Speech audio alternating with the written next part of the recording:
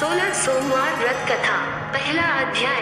पृथ्वी पर भ्रमण की इच्छा से भगवान शिव और पार्वती जी अमरावती नगर में पहुँचे। वन और सुंदर भवनों को देखकर भगवान शिव को अमरावती नगर बहुत अच्छा लगा। उन्होंने कुछ दिन उसी नगर में रहने के लिए कहा। पार्वती को भी अमरावती नगर बहुत अच्छा लगा था। उस नगर के राजा ने भगवान शिव का एक विशाल मंदिर बनवा रखा था। शिव और पार्वती उस मंदिर में रहने लगे। एक दिन पार्वती ने भगवान शिव से कहा, हे प्राणनाथ, आज मेरी चौस खेलने की इच्छा हो रही है। पार्वती की इच्छा जानकर शिव पार्वती के साथ चौस खेलने बैठ गए। खेल प्रारंभ होते ही उस मंदिर का पुजारी वहां आ गया। पार्वती ने पुजारी से पूछा, पुजारी जी, चौस के खेल में हम दोनों में से किसकी विजय होगी?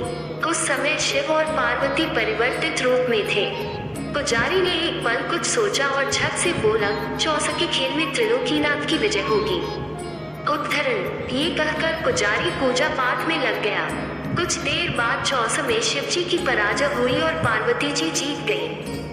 पार्वती जी ने ब्राह्मण पुजारी के मिथ्या वचन से रुष्ट होकर उसे कोढ़ी हो जाने का शाप दे दिया। शिव और पार्वती उस मंदिर से कैलाश पर्वत लौट गए। पार्वती के शाप से कुछ ही देर में ब्राह्मण पुजारी का सारा शरीर कोढ़ से भर गया। नगर के स्त्री पुरुष उस पुजारी की परछाई से भी दूर दूर रहने लगे। कुछ लोगों ने राजा से पुजारी के कोढ़ी हो जाने की शिकायत की तो राजा ने किसी पाप के कारण पुजारी के कोढ़ी हो जाने का विचार कर उसे मंदिर से निकलवा दिया। उसकी जगह दूसरे ब्राह्मण को पुजारी बना दिया। कोढ़ी पुजारी मंदिर के बाहर बैठकर भिक्षा मांगने लगा। कई दिन बाद स्वर्गलोक की कुछ अप्सराएं उस मंदिर में भगवान शिव की पूजा करने आई। कोढ़ी पुजारी पर उनको बहुत दया आई। उन्होंने पुजारी से उस भयंकर कोढ़ के बारे में पूछा। पुजारी ने उन्हें भगवान शिव और पार्वती जी के चौस खेलने और पार्वती जी के शाप देने की सारी कहानी सुनाई। शाप की कहानी सुनकर अप्सराओं ने पुजारी से कहा कि तुम 16 सोमवार का विधिवत व्रत करो। तुम्हारे सभी कष्ट, रोग, विकार शीघ्र नष्ट हो जाएंगे। पुजारी द्वारा पूजन विधि पूछने पर अप्सराओं ने कहा, सोमवार के दिन सूर्योदय से पहले उठकर स्नान आदि से निवृत्त होकर स्वच्छ वस्त्र पहनकर आधा सेर गेहूं का आटा लेकर उसके 3 अंग बनाना। फिर घी का दीपक जलाकर गुड़, नैवेद्य, बेलपत्र, चंदन, अक्षत, फूल, पुंगी फल, जनेऊ का जोड़ा लेकर प्रदोष काल में भगवान शिव की पूजा अर्चना करना। पूजा के बाद 3 अंगों में एक अंग भगवान शिव को अर्पण करके शेष 2 अंगों को भगवान का प्रसाद मानकर वहां उपस्थित स्त्री, पुरुषों और बच्चों को बांट देना। इस तरह व्रत करते हुए जब 16 सोमवार बीत जाए तो 17वें सोमवार को 1 पाव आटे की बाटी बनाकर उसमें घी और गुड़ मिलाकर चूरमा बनाना। फिर भगवान शिव को भोग लगाकर वहां उपस्थित स्त्री, पुरुष और बच्चों को प्रसाद बांट देना। इस तरह 16 सोमवार व्रत करने और व्रत कथा सुनने से भगवान शिव तुम्हारे कोढ़ को नष्ट करके तुम्हारी सभी मनोकामनाएं पूरी कर देंगे। इतना कहकर अप्सराएं स्वर्गलोक को चली गईं। पुजारी ने अप्सराओं के कथनानुसार विधिवत 16 सोमवार का व्रत किया। फलस्वरूप भगवान शिव की अनुकंपा से उसका कोढ़ नष्ट हो गया। राजा ने उसे फिर मंदिर का पुजारी बना दिया। मंदिर में भगवान शिव की पूजा करता हुआ ब्राह्मण पुजारी आनंद से जीवन व्यतीत करने लगा। कुछ दिनों बाद पुनः पृथ्वी का भ्रमण करते हुए भगवान शिव और पार्वती उस मंदिर में पधारे। स्वस्थ पुजारी को देखकर पार्वती ने आश्चर्य से उसके रोग मुक्त होने का कारण पूछा तो पुजारी ने उन्हें 16 सोमवार व्रत करने की सारी कथा सुनाई। दूसरा अध्याय। पार्वती जी भी व्रत की बात सुनकर बहुत प्रसन्न हुई और उन्होंने पुजारी से इसकी विधि पूछकर स्वयं 16 सोमवार का व्रत प्रारंभ किया। पार्वती जी उन दिनों अपने पुत्र कार्तिकेय के नाराज होकर दूर चले जाने से बहुत चिंतित रहती थी। वे कार्तिकेय को लौटा लाने के अनेक उपाय कर चुकी थी, लेकिन कार्तिकेय लौटकर उनके पास नहीं आ रहे थे। 16 सोमवार का व्रत करते हुए पार्वती ने भगवान शिव से कार्तिकेय के लौटने की मनोकामना की। व्रत समापन के तीसरे दिन सचमुच कार्तिकेय वापस लौट आए।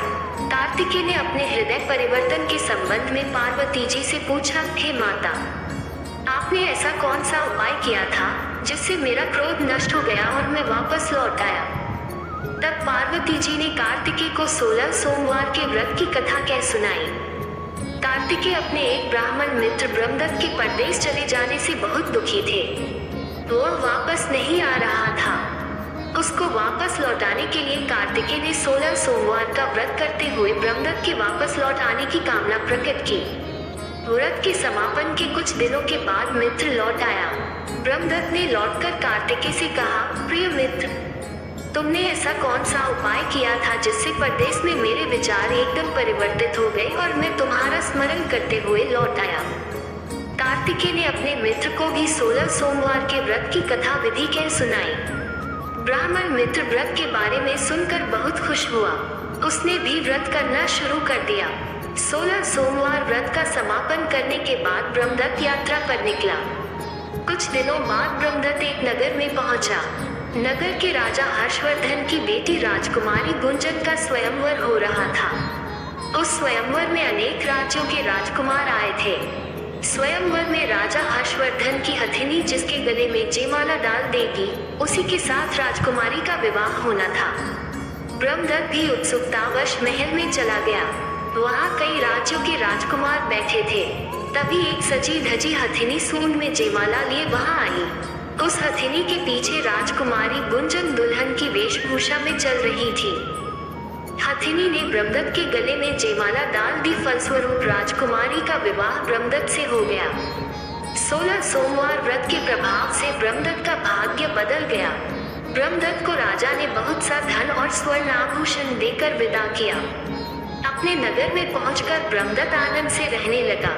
एक दिन उसकी पत्नी गुंजन ने पूछा, हे प्राणनाथ, आपने कौन सा शुभ कार्य किया था जो उस हथिनी ने राजकुमारों को छोड़कर आपके गले में जयमाला डाल दी? ब्रह्मदत्त ने 16 सोमवार व्रत की सारी कहानी बता दी। अपने पति से 16 सोमवार का महत्व जानकर राजकुमारी गुंजन ने पुत्र की इच्छा से 16 सोमवार का व्रत किया। निश्चित समय पर भगवान शिव की अनुकंपा से राजकुमारी के एक सुंदर व स्वस्थ पुत्र उत्पन्न हुआ। पुत्र का नामकरण गोपाल के रूप में हुआ। दोनों पति पत्नी सुंदर पुत्र को पाकर बहुत खुश हुए। पुत्र ने भी माँ से एक दिन प्रश्न किया कि मैंने तुम्हारे ही घर में जन्म लिया, इसका क्या कारण है? माता गुंजन ने पुत्र को 16 सोमवार व्रत की जानकारी दी और कहा कि भगवान शिव के आशीर्वाद से ही मुझे तुम जैसा गुणी व सुंदर पुत्र मिला है। व्रत का महत्व जानकर गोपाल ने भी व्रत करने का संकल्प किया। गोपाल जब 16 वर्ष का हुआ तो उसने राज्य पाने की इच्छा से 16 सोमवार का विधिवत व्रत किया। व्रत समापन के बाद गोपाल घूमने के लिए समीप के नगर में गया। उस नगर के राजा के महामंत्री राजकुमार के विवाह के लिए सुयोग्य वर की तलाश में निकले थे। राजा ने गोपाल को देखा तो बहुत प्रसन्न हुए। फिर गोपाल से उसके माता पिता के संबंध में बातें करके उसे अपने साथ महल में ले गए। वृद्ध राजा ने गोपाल को पसंद किया और बहुत धूमधाम से राजकुमारी का विवाह उसके साथ कर दिया। 16 सोमवार के व्रत करने से गोपाल महल में पहुंचकर आनंद से रहने लगा। तृतीय अध्याय। 2 वर्ष बाद राजा का निधन हो गया तो गोपाल को उस नगर का राजा बना दिया गया। इस तरह 16 सोमवार व्रत करने से गोपाल की राज्य पाने की इच्छा पूर्ण हो गई। राजा बनने के बाद भी गोपाल विधिवत 16 सोमवार का व्रत करता रहा। व्रत के समापन पर 17वें सोमवार को गोपाल ने अपनी पत्नी मंगला से कहा कि व्रत की सारी सामग्री लेकर वह समीप के शिव मंदिर में पहुंचे। मंगला ने पति की बात की परवाह न करते हुए सेवकों द्वारा पूजा की सामग्री मंदिर में भेज दी। मंगला स्वयं मंदिर नहीं गई। जब गोपाल ने भगवान शिव की पूजा पूरी की तो आकाशवाणी हुई, हे राजन, तेरी रानी मंगला ने 16 सोमवार व्रत का अनादर किया है, सो रानी को महल से निकाल दे, नहीं तो तेरा सब वैभव नष्ट हो जाएगा, तू निर्धन हो जाएगा। आकाशवाणी सुनकर गोपाल बुरी तरह चौंक पड़ा। उसने तुरंत महल में पहुंचकर अपने सैनिकों को आदेश दिया कि रानी मंगला को बंदी बनाकर ले जाओ और इसे दूर किसी नगर में छोड़ आओ। सैनिकों ने राजा की आज्ञा का पालन तत्काल कर दिया। मंत्रियों ने राजा से प्रार्थना का कि वे रानी को अन्यत्र न भेजे। तब राजा गोपाल ने आकाशवाणी वाली बात बताई तो वे भी भगवान शिव के प्रकोप के भय से शांत होकर रह गए। रानी मंगला भूखी प्यासी उस नगर में भटकने लगी। मंगला को उस नगर में एक बुढ़िया मिली। वह बुढ़िया सूत काट कर बाजार में बेचने जा रही थी, लेकिन उस बुढ़िया से सूत उठ नहीं रहा था। बुढ़िया ने मंगला से कहा, बेटी, यदि तुम मेरा सूत उठाकर बाजार तक पहुंचा दो और सूत बेचने में मेरी मदद करो तो मैं तुम्हें धन दूंगी। मंगला ने बुढ़िया की बात मान ली, लेकिन जैसे ही मंगला ने सूत की गठरी को हाथ लगाया, तभी जोर की आंधी चली और गठरी खुल जाने से सारा सूत आंधी में उड़ गया। मंगला को मनहूस समझकर बुढ़िया ने उसे दूर चले जाने को कहा। मंगला चलते चलते नगर में एक तेली के घर पहुंची। उस तेली ने तरस खाकर मंगला को घर में रहने के लिए कह दिया, लेकिन तभी भगवान शिव के प्रकोप से तेली के तेल से भरे मटके एक एक करके फूटने लगे। तेली ने मंगला को मनहूस जानकर तुरंत घर से निकाल दिया। भूखी प्यासी रानी वहां से आगे की ओर चल पड़ी। रानी ने एक नदी पर जल पीकर अपनी प्यास शांत करनी चाहिए तो नदी का जल उसके स्पर्श से सूख गया। अपने भाग्य को कोसती हुई रानी आगे चल दी। चलते चलते रानी एक जंगल में पहुंची।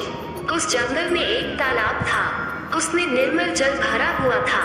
निर्मल जल देखकर रानी की प्यास तेज हो गई। जल पीने के लिए रानी ने तालाब की सीढ़ियां उतरकर जैसे ही जल को स्पर्श किया, तभी उस जल में असंख्य कीड़े उत्पन्न हो गए।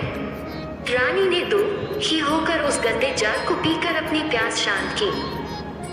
दोपहर की धूप से परेशान होकर रानी ने एक पेड़ की छाया में बैठकर कुछ देर आराम करना चाहा तो उस पेड़ के पत्ते पल भर में सूखकर बिखर गए। रानी दूसरे पेड़ के नीचे जाकर बैठी तो उस पेड़ के पत्ते भी गिर गए। रानी तीसरे पेड़ के पास पहुंची तो वह पेड़ ही नीचे गिर पड़ा। पेड़ों के विनाश को देखकर वहां पर गायों को चराते ग्वाले बहुत हैरान हुए। ग्वाले मनहूस रानी को पकड़कर समीप के मंदिर में पुजारी जी के पास ले गए। रानी के चेहरे को देखकर ही पुजारी जान गए कि रानी अवश्य किसी बड़े घर की है। भाग्य के कारण दर दर भटक रही है। पुजारी ने रानी से कहा, पुत्री, तुम कोई चिंता नहीं करो, मेरे साथ इस मंदिर में रहो, कुछ ही दिनों में सब ठीक हो जाएगा। पुजारी की बातों से रानी को बहुत सांत्वना मिली। रानी उस मंदिर में रहने लगी, लेकिन उसके भाग्य में कोई परिवर्तन नहीं हुआ। रानी भोजन बनाती तो सब्जी जल जाती, आटे में कीड़े पड़ जाते, जल से बदबू आने लगती। पुजारी भी रानी के दुर्भाग्य से बहुत चिंतित होते हुए बोले, हे पुत्री, अवश्य ही तुझसे कोई अनुचित काम हुआ है, जिसके कारण देवता तुझसे नाराज होकर तुझे इतने कष्ट दे रहे हैं। पुजारी की बात सुनकर रानी ने अपने पति के आदेश पर मंदिर में न जाकर शिव की पूजा नहीं करने की सारी कथा सुनाई। पुजारी ने कहा, अब तुम कोई चिंता नहीं करो, कल सोमवार है और कल से तुम 16 सोमवार के व्रत करना शुरू कर दो। भगवान शिव अवश्य तुम्हारे दोषों को क्षमा करके तुम्हारे भाग्य को बदल देंगे। पुजारी की बात मानकर रानी ने 16 सोमवार के व्रत प्रारंभ कर दिए। सोमवार को व्रत करके विधिवत शिव की पूजा अर्चना करके रानी व्रत कथा सुनने लगी। जब रानी ने 17वें सोमवार को विधिवत व्रत का समापन किया तो उधर उसके पति राजा गोपाल के मन में रानी की याद आई। गोपाल ने तुरंत अपने सैनिकों को रानी मंगला को ढूंढ कर लाने के लिए भेजा। रानी को ढूंढते हुए सैनिक मंदिर में पहुंचे और रानी से लौटकर चलने के लिए कहा। पुजारी ने सैनिकों से मना कर दिया और सैनिक निराश होकर लौट गए। उन्होंने लौटकर राजा को सारी बातें बताई। राजा गोपाल स्वयं उस मंदिर में पुजारी के पास पहुंचे और रानी को महल से निकाल देने के कारण पुजारी जी से क्षमा मांगी। पुजारी ने राजा से कहा, ये सब भगवान शिव के प्रकोप के कारण हुआ है, इसलिए रानी अब कभी भगवान शिव की पूजा की अवहेलना नहीं करेगी। पुजारी जी ने समझाकर रानी मंगला को विदा किया। राजा गोपाल के साथ रानी मंगला महल में पहुंची। महल में बहुत खुशियां मनाई गई। पूरे नगर को सजाया गया। लोगों ने उस रात दिवाली की तरह घरों में दीपक जलाकर रोशनी की। ब्राह्मणों ने वेद मंत्रों से रानी मंगला का स्वागत किया। राजा ने ब्राह्मणों को अन्न, वस्त्र और धन का दान दिया। नगर में निर्धनों को वस्त्र बांटे गए। रानी मंगला 16 सोमवार का व्रत करते हुए महल में आनंद पूर्वक रहने लगी। भगवान शिव की अनुकंपा से उसके जीवन में सुख ही सुख भर गए। 16 सोमवार के व्रत करने और कथा सुनने से मनुष्य की सभी मनोकामनाएं पूरी होती हैं और जीवन में किसी तरह की कमी नहीं होती है। स्त्री पुरुष आनंद पूर्वक जीवन यापन करते हुए मोक्ष को प्राप्त करते हैं।